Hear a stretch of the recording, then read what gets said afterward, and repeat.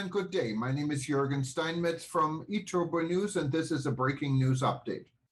For more news updates and shows, please go to youtube.com/travel news group. youtube.com/travel news group.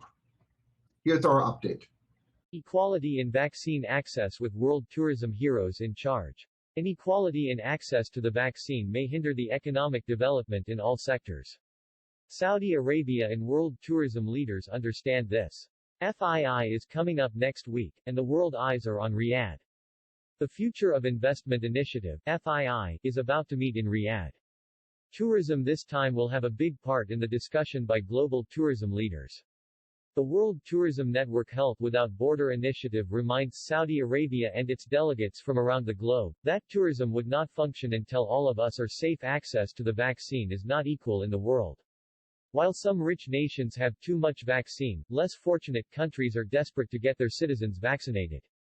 Prosperity for many lies in travel and tourism. As of October 17, in the United States, 65% of the population has received at least one shot of the COVID-19 vaccination. Some are now receiving the third booster shot. 30% of Americans refuse to get vaccinated. The government is offering incentives for those complying with the vaccination recommendation, and at the same time threaten those that won't comply with penalties, such as losing jobs, or accessing restaurants. In Singapore, the vaccination rate is 80%. In China 76%, in Japan 76%, Germany 68% with a wide population refusing, Saudi Arabia 68%, UAE 95%, Israel 71%, India 50%, and the world average is now 48%. Now the situation gets difficult. Russia only has 35% of its population vaccinated, the Bahamas 34%, South Africa 23%, Jamaica 19%, and the average in Africa is only 7.7%. The African Tourism Board under the leadership of Chairman Cuthbert Ncube joined the WTN initiative on Health Without Borders. From the very first moment. So did Dr. Talib Rifai, former Secretary General of UNWTO. Kenya Tourism Secretary Najib Balala was one of the first African leaders supporting the Health Without Border initiative by WTN. He is now the first African minister responding to U.S. President Biden's push to relax patents for the COVID-19 vaccine. There is no refusal in countries with low vaccination rates, there is a desperation to obtain enough doses to actually get the vaccine to people. There is a lack of financial resources shifting vaccines dominantly to rich countries. Tourism leaders with a global mindset, including Tourism Minister Bartlett from Jamaica, had been instrumental to acknowledge the status and the role Saudi Arabia plays as a global key player. With the upcoming FII in Riyadh, and 1,000 tourism leaders on the plane now to get to Saudi Arabia and attend, outspoken Minister Bartlett may play a very special role as a global leader in Riyadh next week. Vaccine equality may be on top of his mind, considering Jamaica tourism is very much affected. The World Tourism Network under the leadership of founder Jürgen Steinmetz recognized this in its global discussions in the early stage and started the initiative Health Without Borders earlier this year to remind the world that no one will be safe from COVID until everyone is safe. Some progress has been made, but regrettably, at this stage in the pandemic, vaccine inequity persists, where even with over 6 billion doses of vaccines distributed, the majority of these are in high-income countries, whereas the poorest countries have less than 1% of their population vaccinated.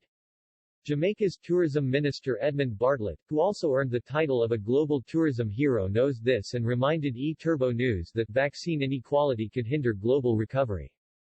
In a Committee on Tourism (CITUR) meeting, Bartlett has informed of Jamaica's government's strategies and efforts to mitigate the negative impact of the pandemic on the tourism sector.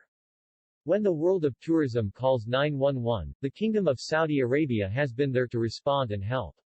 Billions of dollars have been allocated to be invested in the sector, not only in the KSA but around the world. The Saudi Minister of Tourism His Excellency Mr. Ahmed Akil Al-Khatib hired former WTTC CEO and Minister of Tourism for Mexico Gloria Guevara as his top advisor. Gloria understands geopolitics, and is well familiar with the situation in tourism-dependent economies, like the Caribbean. Saudi Arabia may still try to bring the UNWTO headquarters from Madrid to Riyadh. Such a proposal to the UNWTO General Assembly in Morocco could still be submitted. At the very least, Saudi Arabia had reached out to Spain, the current UNWTO host country, so they can work together and bring leadership back into a crippled World Tourism Organization. The upcoming Future Investment Institute is getting ready to meet in Riyadh next week. The Saudi Ministry of Tourism invited hundreds of tourism leaders to be part of this meeting. The inequality in global vaccination is in fact dangerous to the reopening progress of the sector, to job development and prosperity. Vaccinated travelers most likely will choose a destination where hotel staff and other tourism workers are also vaccinated. The same goes the other way around. Hotel staff wants to make sure they are safe and vaccinated. They don't want to interact with foreign visitors if unvaccinated. If due to financial reasons a country doesn't have the resources and access to the vaccine, this is a situation the global tourism community could come together on and assist each other. Saudi Arabia could play its role as a newly established global leader with an open and fresh mindset, to facilitate and to an extent finance such an initiative. Saudi Arabia would certainly emerge as a world hero if successful. Such an investment on equal access to vaccines would certainly have the potential of a big payback for Saudi Arabia in medium terms. The FII meeting is therefore becoming more and more important by the day.